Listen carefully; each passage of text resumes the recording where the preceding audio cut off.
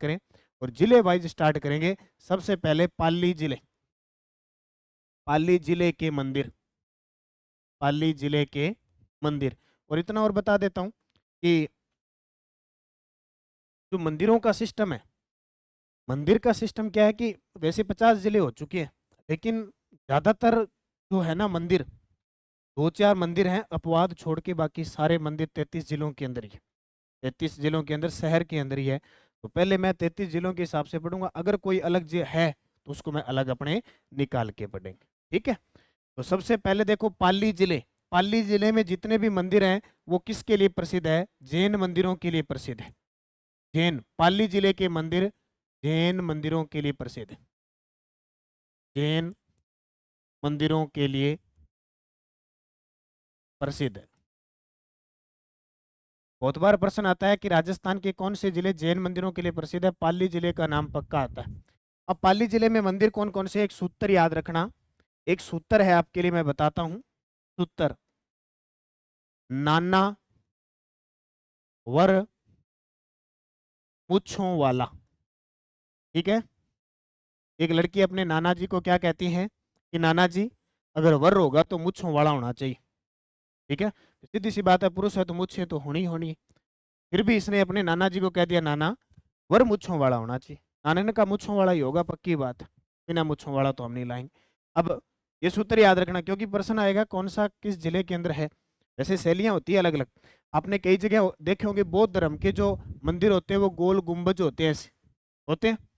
आपने कई जगह मंदिर देखे होंगे, इस प्रकार के मंदिर देखे होंगे। ये एक ढांचा हो गया, एक इस प्रकार का हो गया, ये एक इस प्रकार का हो गया, इस प्रकार का हो गया। तो दक्षिण भारत के द्रविड़ शैली के, नागर शैली के मंदिर इस प्रकार की शैली के देखेंगे। अपने मंदिर जो कैसे हैं, इस प्रकार के हैं, ऊपर ऐसे गुंबद बना हुआ है, अपने इस प्रकार का मंदिर होता है। जिस वंश का प्रभाव पड़ा उस वंश के मंदिर बने। जैसे गुप्त काल के मंदिर थे, इसका मतलब गुप्त काल में जो मंदिर बने वो गुप्त काल के थे। एक अपनी शैली आती है गुर्जर प्रतिहार शैली, इसका मतलब 7वीं से लगभग 10वीं शताब्दी तक जो भी प्रतिहार शैली में आए थे, वत्सराज वगैरह शासक आए थे, उन्होंने अपनी शैली में मंदिर बना दी। धीरे धीरे परिवर्तन होता गया, मुगल शैली, मराठा शैली, और बहुत परिवर्तन हुए। अपने राजस्थान में सबसे ज्यादा अगर कोई प्रसिद्ध मंदिर है तो गुर्जर प्रतिहार वंश के जितने भी हैं, उसी से एक पंचायतन शैली बनी, उसी से एक नागर शैली बनी, और उसी से आगे जाके परिवर्तन होता होता गया, क्या बन गया? भूमिज शैली बन गया। अब वो पेपर में नहीं आते, हमें अपने हिसाब से इतना ही काम करना, इतना ज्यादा अथाह भंडार नहीं पढ़ना कि हम इतना भूल जाएं कि ये किस जिले के अंदर है, इतना नहीं भूल जाएं।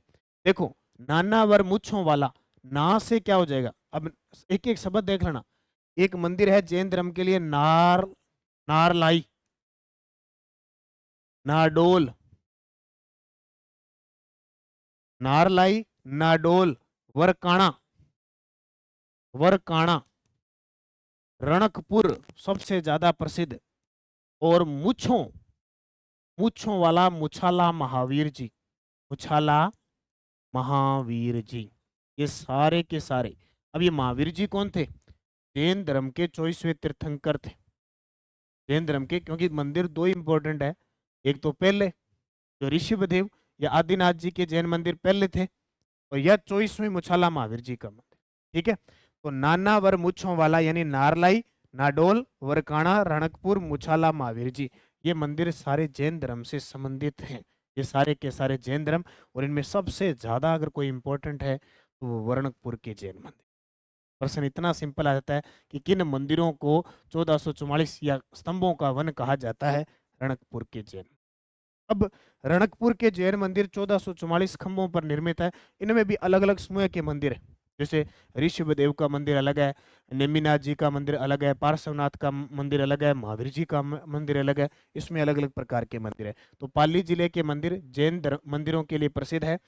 एक सूत्र याद रखना पाली जिले के मंदिरों के लिए, नाना वर मुछों वाला, नारलाई, नाडोल, वरकाणा, रणकपुर, मुछाला, महावीर जी। एक तो ये है। अब इसमें रणकपुर जैन के अंदर देखो कितने मंदिर बनते हैं, तो सबसे पहले हेडिंग लगाएंगे रणकपुर के जैन मंदिर, रणकपुर के जैन मंदिर। सबसे पहले रणकपुर है कहाँ पे? पाली में। कौन सी नदी के किनारे है? मथाई नदी के किनारे, मथाई नदी के किनारे। रणकपुर मथाई नदी के किनारे हैं। 1444 स्तंभों पर स्थित है। मतलब आपने मंदिर देखा होगा, ये मंदिर है, यहाँ गर्भगृह है और आगे जो छज्जा निकाला जाता है वहां स्तंभ होते हैं ऐसे। नॉर्मल मंदिर के 4 5 10 होते हैं। ये रणकपुर के जैन मंदिर एक ऐसे मंदिर है जहां 1444 खंबे हैं। कितने? 1444। और एक बड़ी खासियत देखो, इस रणकपुर के जैन मंदिरों को कहते हैं चौमुखा, चौमुखा मंदिर कहते हैं। चौमुखा मंदिर का मतलब क्या हुआ कि यहाँ पे अगर जो मूर्ति स्थापित है, चाहे महावीर स्वामी की है, चाहे ऋषभ देवादिनाथ की मूर्ति है, अगर आप इस साइड से देखोगे तो भी आपको मूर्ति का मुंह इधर दिखाई देगा। अगर इस साइड से देखोगे, इस साइड से, चारों दिशाओं से कहीं से भी देखो आपको मूर्ति के दर्शन होंगे। और उसके अंदर 1444 स्तंभ है, उसके बावजूद भी क्या कलाकारी है देखो। ठीक है। और इसका शिल्पकार दीपाक था, इसका शिल्पकार दीपाक था। इतनी गजब की कलाकारी, आप सोच सकते हो किस प्रकार की शैली से बनाया है। 1444 खंबे होने के बावजूद अंदर जो गर्भगृह के अंदर मूर्ति लगी हुई है वो चारों दिशाओं से उसका चेहरा दिखाई देता है। ये देखो। ठीक है। तो इसे चौमुखा मंदिर भी कहते हैं। 1444 स्तंभों पर स्थित है मथाई नदी के किनारे। इसे स्तंभों का वन कहते हैं, स्तंभों का वन कहा जाता है। अब इतने मंदिर है, इसका मतलब छोटे छोटे मंदिर अलग अलग हैं सारे के सारे। और इस इतने बड़े स्तंभ की खासियत पता है क्या है? इस स्तंभ में 24 तो ऊपर वाले यानी 24 तो इसमें मंडप बने हुए हैं, मंडप। 83 इसमें शिखर है, शिखर होता है ना ऊपर वाला, शिखर है। और 1444 स्तंभ है। 24 मंडप, मंडप समझते हो ना? मंडप सजा है, शादी के लिए मंडप सजता है, भगवान के लिए भी मंडप सजता है, वो मंडप।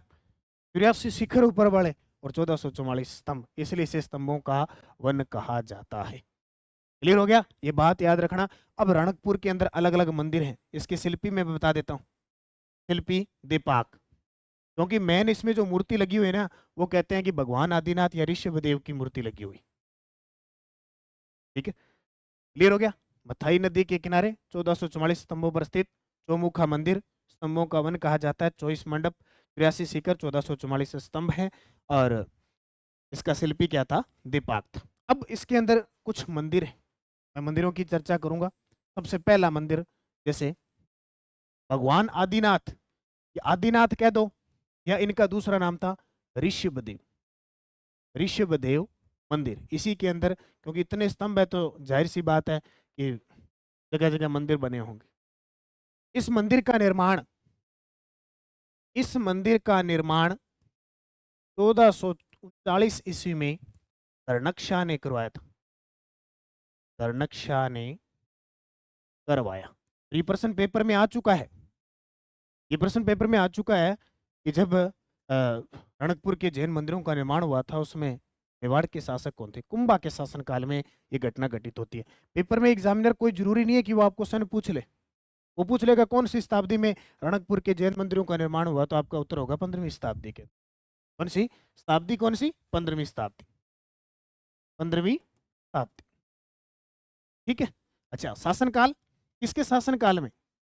शासनकाल में महाराणा कुंभा, क्योंकि कुंभा ने मेवाड़ क्षेत्र पूरे पर अधिकार था। कुंभा ये पाली वाला क्षेत्र और सारा था महाराणा कुंभा। अगर मारवाड़ का शासक पूछ ले, उस समय राव जोधा था। कौन था? राव जोधा। 1438 के अंदर जैसे रणमल को मार के भगाया था, तो उसके बाद में, लेकिन उस समय जोधा गद्दी पे नहीं बैठा था, उसने 1459 में जोधपुर बसाया था। इसलिए उस समय शासन व्यवस्था जो इस क्षेत्र की थी वो कुंभा के पास थी। इसी आदिनाथ ऋषभदेव की कहानी है रणकपुर के जैन मंदिर की। तो इसमें बार बार हमें लिखने की जरूरत नहीं पड़ेगी कि इसका शिल्पी कौन था। इसका शिल्पी दीपाक। ठीक है। तो बार बार इसको पढ़ने की अपनी जरूरत नहीं पड़ेगी, दीपाक था। क्लियर हो गया?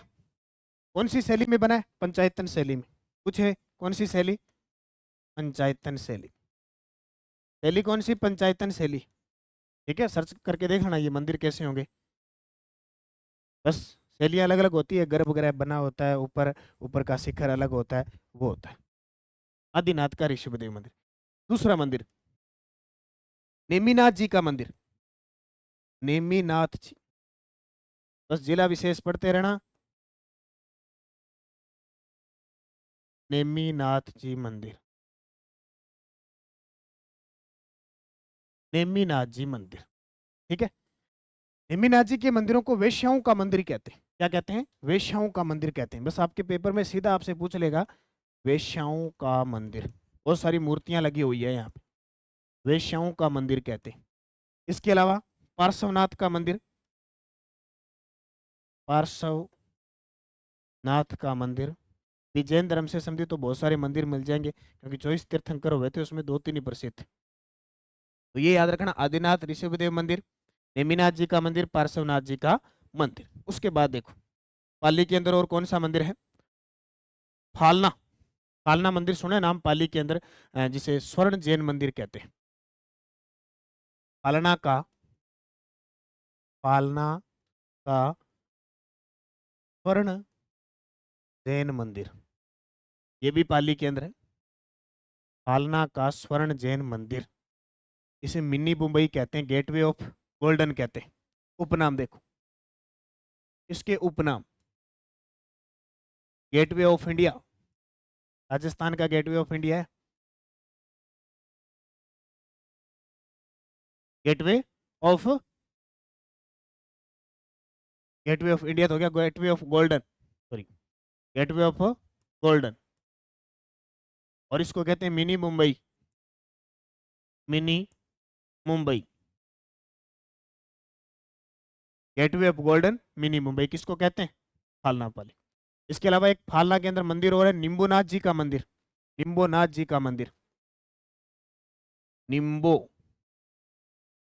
नाथ जी मंदिर, कहाँ पे? फालना के अंदर। फालना कहाँ पे है? पाली में, ठीक है, फालना पाली में। इसके अलावा पाली के अंदर एक बहुत शानदार मंदिर है, जो पिछले अभी शायद एक एग्जाम के अंदर आया था, आरपीएससी ने पूछा था, खांडेराव का शांतिनाथ मंदिर, खांडेराव का शांतिनाथ मंदिर, खांडे राव का शांतिनाथ मंदिर, ये भी कहाँ पे है? पाली के अंदर। ये सारे पाली की चर्चा कर रहा हूँ मैं, सारे के सारे पाली की चर्चा कर रहा हूँ। इसके अलावा एक और इम्पोर्टेंट मंदिर है जो आपको एग्जाम में देखने देखो मिला है, वेरी वेरी इंपॉर्टेंट, लगा लेना, वेरी वेरी इंपॉर्टेंट, सेवाड़ी का जैन मंदिर, सेवाड़ी का जैन मंदिर। इसका प्रश्न ये आया कि राजस्थान में कौन सा मंदिर है जो भूमिज शैली का सबसे पुराना मंदिर है? भूमिज शैली का सबसे पुराना मंदिर है, सेवाड़ी का जैन मंदिर है। कौन सा? सेवाड़ी का जैन मंदिर, भूमिज शैली का, भूमिज शैली का भूमिज शैली का सबसे प्राचीन यानी पुराना मंदिर है। ये 2 बार एग्जामिनर इसको रिपीट कर चुका है, आगे भी छोटे मोटे एग्जाम में कर देगा। भूमिज शैली का सबसे पुराना मंदिर है। ये भूमिज शैली क्या है? ये जो नागर शैली है उसकी उपशैली है, नागर शैली की उपशैली। अब ये शैलियां क्या होती है? जब आप दक्षिण भारत का साहित्य पढ़ोगे, देखो शुरुआत में जो मंदिर बने थे ना, वो सिर्फ इस प्रकार बनेंगे। आजकल अपने घरों में कमरे होते हैं ना, जैसे छत होती है, ऐसे बने। धीरे धीरे परिवर्तन होता गया समय, और धीरे धीरे इसके ऊपर इस प्रकार का गुंबद बनता गया। जैसे आपने चैत्य विहार के अंदर देखे, सीधे बन गए। धीरे धीरे फिर परिवर्तन हुआ, जो शिल्पकार थे उनको और डिजाइन मिलने लग गया, ये इसको थोड़ा ऐसे करके ऐसे करने लगे। उसके बाद और अच्छे मिस्त्री आए और ठेकेदार अच्छे आए, करते करते इसको इसके ऊपर बोले इसके ऊपर और चढ़ा देते हैं, वो ऐसे करने लगे। ऐसे क्या है, इनकी शैलियां परिवर्तित होती गई, परिवर्तित होती गई। उसके बाद जब मंदिर की स्थिति देखें तो बहुत सारे जो शुरुआत है वो गर्भगृह इस प्रकार बना दिया, उसके अंदर मूर्ति स्थापना करने लगे। परिवर्तन होता गया, उसी गर्भगृह के अंदर यहाँ मूर्तियां और लगाने लगे। आपने कभी मंदिर में गए होंगे, जाते ही हो सारे, आप यहाँ से शुरुआत टल्ली बजाने लगते हो, मुख्य मंदिर के पास बजा दी, आपके पास प्रसाद चढ़ा दिया, प्रसाद तो खूब सारा होता है 5-10 रुपए का, ठीक है। तो आप यहाँ क्या करते हो, यहाँ घूमने के बाद यहाँ एक मूर्ति होती है, उस पर प्रसाद चढ़ा देते हो। कई बार तो हमें पता ही नहीं होता कि वो मूर्ति है किसकी, अपना अगर प्रसाद हो आप सिट्टे रखा बस चाले रखो। इस कॉर्नर पे आपको कोई मूर्ति मिल गई, अठे प्रसाद चढ़ा दियो, यहाँ मिल गई यहाँ चढ़ा दिया, यहाँ मिल गई यहाँ चढ़ा दिया, अब बच गया वो घरे लिया। जय बर्फी बुर्फी हुआ जब तो सारी बचा लियो, तो एक बर्फी में सारो चढ़ा दियो। जब पता सर मखाना हुआ क्यों खाई जाओ नहीं, वो कई बार तो एक ऊंट में ही सारो चढ़ाई हुआ। तो ये अलग अलग प्रकार की शैली के मंदिर बने उस समय। ठीक है। अब आपके गांव के अंदर किस प्रकार की शैली है देख लो। अब आपके गांव में इस प्रकार की अब शैली है, फिर भी कई बार आप चलते चलते यहाँ बाहर की तरफ एक मंदिर और होता है, वहां और चढ़ा देते हैं, बच गया तो। ये सिस्टम होता है। आपने देखा हो कई बार, ये मंदिर हो गया, मंदिर के बाहर ये प्रांगण बना हुआ है, यहाँ मंडप बना हुआ है यज्ञ वगैरह करने के लिए, पूर्णिमा वगैरह करते करते ना कि देखिए पहला जाके अट्ठा भूति लगा लिया, अट्ठे प्रसाद चढ़ा दे के तो अट्ठू चालू कर दे। एक बार घंटियां देखो, गर्भगृह के अंदर घंटी होती है, एक घंटी बाहर और होती है, फिर उसको और बजाते हैं, कहीं ने भी बजा लिया, कहीं तो हाथ को नवड़े टंगता टंगता बजा दे। ये दो दो घंटियां, ये शैलियां सारी अलग अलग प्रकार की, अलग अलग प्रकार की शैलियां है, ध्यान रखना। ठीक है। ये उदाहरण के तौर पर आपको बताया, सिर्फ और सिर्फ सचिन आप जान ला जी। तिवाड़ी का जैन मंदिर भूमिज शैली का सबसे पुराना मंदिर है और ये नागर शैली की उपशैली। प्रश्न बहुत बार एग्जामिनर आपको देगा, और ये प्रश्न आया हुआ है, फालना का स्वर्ण जैन मंदिर किस जिले के अंदर है, पाली के अंदर। ठीक है। तो ये मंदिर कौन से होंगे, बाकी पाली के अंदर छोटे मोटे और भी मंदिर है, जैसे परशुरामेश्वर महादेव का मंदिर है, सोलेश्वर महादेव का मंदिर है, राता महावीर जी का जैन मंदिर है। एक मंदिर और लिखा देता हूं मैं आपको, राता महावीर जी का जैन मंदिर। बस इससे बाहर आपको कोई प्रश्न नहीं मिलेगा, इतने प्रश्न है इंपॉर्टेंट इंपॉर्टेंट जितने भी बनते हैं इसके पाली जिले के। यहाँ से लगे हम, मेन तो है रणकपुर के जैन मंदिर जो मथाई नदी के किनारे हैं, 1444 स्तंभों पर स्थित है। इसे चौमुखा मंदिर भी कहते हैं क्योंकि 1444 खंबे हैं, आप कौन सी भी साइड से देख लो आपको मूर्ति के दर्शन होंगे, इसलिए चौमुखा। स्तंभों का वन कहा जाता है, 24 मंडप, 84 शिखर और 1444 स्तंभ है। शिल्पी इसका दीपाक था। ठीक है। उसके अंदर जो रणकपुर का जैन मंदिर है, उसके अंदर आदिनाथ भगवान ऋषभदेव की मूर्ति लगी है वास्तविक रूप से, उसका ही निर्माण कार्य मैन हुआ है। नेमिनाथ जी का मंदिर है, पार्श्वनाथ जी का मंदिर है, महावीर जी का मंदिर है, ये सारे के सारे। फालना का स्वर्ण मंदिर है, ये अलग बना हुआ है, फालना के अंदर है। निम्बूनाथ जी का मंदिर फालना में बना हुआ है। खांडेराव का शांतिनाथ मंदिर बना हुआ है, और ये सेवाड़ी का जैन मंदिर है जो भूमिज शैली का सबसे बड़ा।